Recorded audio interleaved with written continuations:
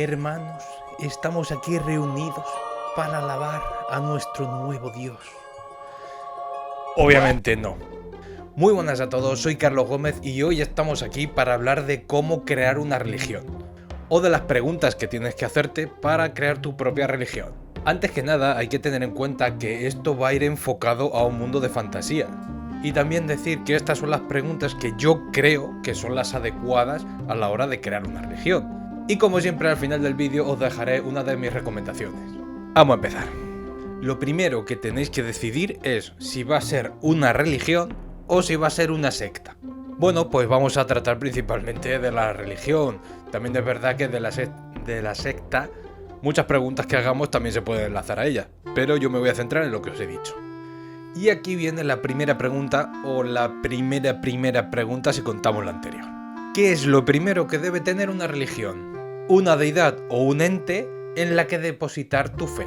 Y con esta pregunta, una de las cosas que tenéis que hacer cuando ya lo hayáis decidido es definir al Dios, cuáles son sus ideales y qué es lo que quieren generar, porque una vez que definas eso, luego te va a servir para muchas más cosas de lo que ya te voy a ir contando. Y que obviamente la gente que lo sigue y todo lo que se forma a su alrededor es en base a lo que es ese Dios o ese ente.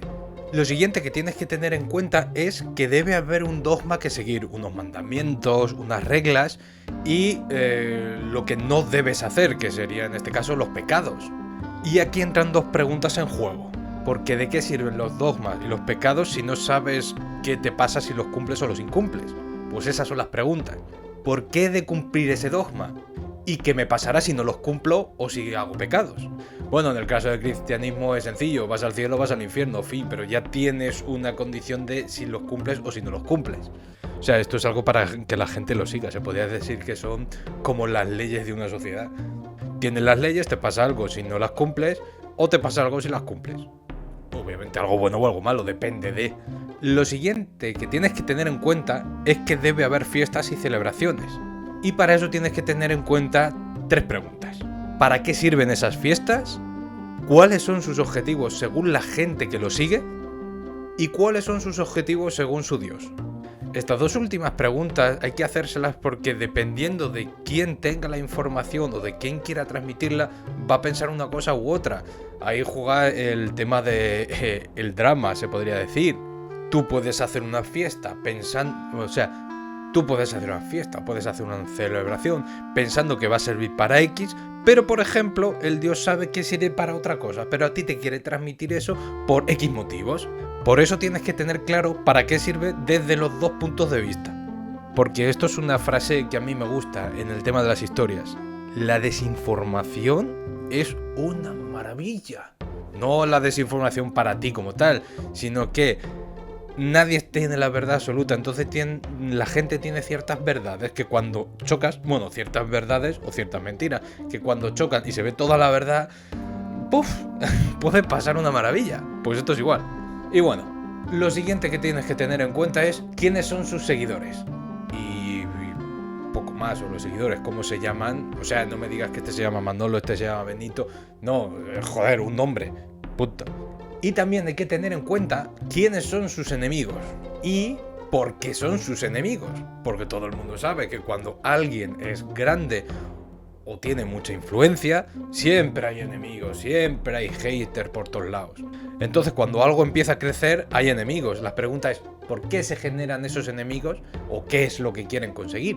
Porque si no, viviríamos en los mundos de Yuppie probablemente. La siguiente pregunta que te tienes que hacer es, ¿cuál es el objetivo de la religión? O sea, no de la religión como tal, sino de la religión que estás creando tú.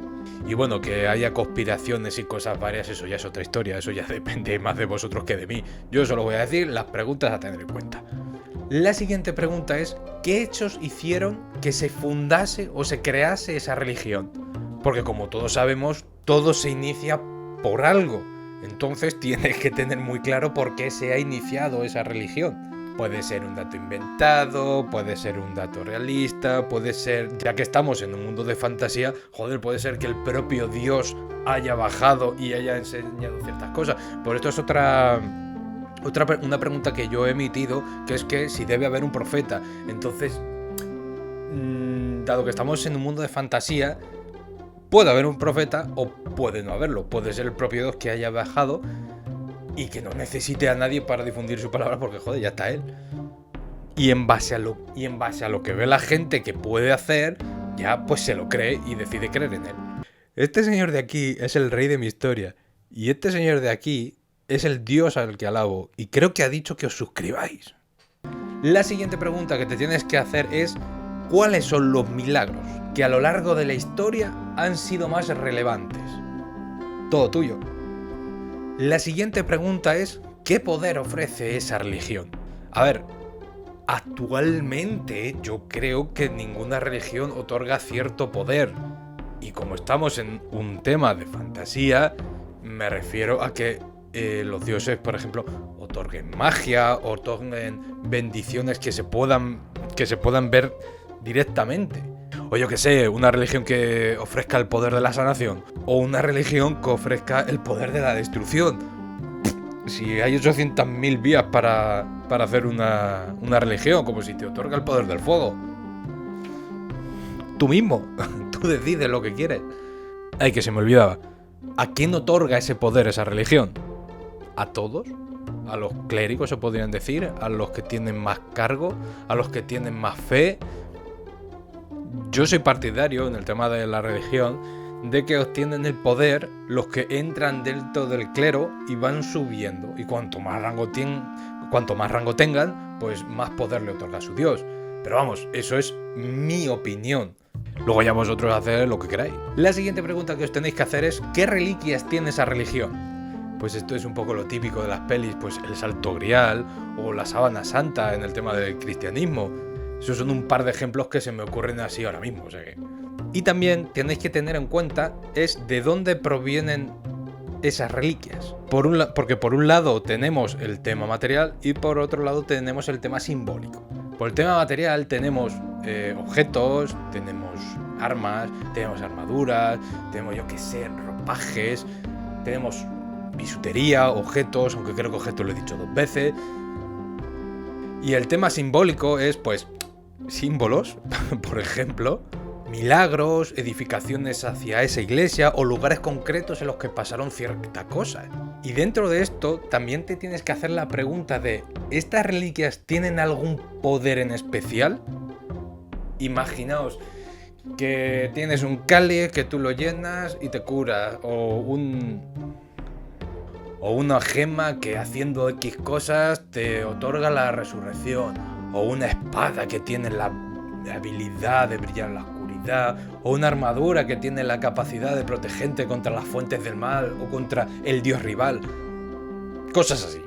Obviamente he de decir que todo esto lo estamos basando en fantasía. Y ya saliendo de las reliquias viene otra pregunta. Algo muy identificativo para cualquier cosa, incluso para un grupo de amigos, es: ¿qué saludos o qué gestos tienen entre ellos que les identifiquen? O también que se me ha olvidado un lema que los identifique. La siguiente pregunta es: ¿qué rezos y rituales debe tener esa religión? Obviamente puedes coger las preguntas que tú quieras, tú decides qué trasfondo o qué lore le quieres dar a la religión que vayas a crear, o si esa religión en ese mundo va a tener tantísimo impacto que tengas que contar tantas cosas. Entonces, elige las preguntas que quieras. Cuantas más preguntas, más completo. Otra de las preguntas, y ya es de las últimas, es: ¿cuáles son los cargos y ocupaciones en las que se divide el clero o la religión? Por ejemplo, guerreros del clero, clérigos, sacerdotes, yo qué sé, sanadores. Por ese camino es por donde quiero ir. A ver, si quieres que haya algo especial, que sea cazadores de no sé qué religión, pues puede ser otra ocupación. Y aquí viene la última pregunta, que es: ¿qué ropaje ceremonial existe? ¿Quién debe llevarlos? ¿Y cuál es su significado? Y ya está, y estas son todas las preguntas que yo te puedo hacer a ti sobre la religión para que crees algo curioso. ¿Que es posible que haya más preguntas? Sí. ¿Que no las he puesto? Pues probablemente. Ojalá ser una enciclopedia y tener la verdad absoluta. Aunque no sé yo si tener la verdad absoluta es algo muy bueno. Y bueno, la recomendación que os voy a dar hoy es otro juego. Que me diréis: joder, Carlos, que solo haces nada más que recomendar películas y juegos y demás. Aunque tú digas de hacer preguntas para hacer libros. Sí, tenéis razón. Pero a mí lo que me gusta es las historias. Y las historias vienen en libros, vienen en juegos, vienen en películas. Y además el juego que os voy a recomendar es un juego que se lee un montón. Que es como si fuese un libro en forma digital. Bueno, con animaciones y demás. Y es el Divinity. En este caso el Divinity 2. Es un juego que está muy chulo, que tiene mucho que ver con la religión y con la verdad relativa de las cosas. De cómo se puede... joder. Mejor me callo, que si lo queréis jugar no voy a hacer spoiler de nada. Pero las buenas sorpresas se basan en no tener la información necesaria. Así que nada, ya nos veremos en el siguiente vídeo, que creo que va a ser de cómo crear una raza o un monstruo para tu mundo. Y nada, ya nos vemos. Hasta luego.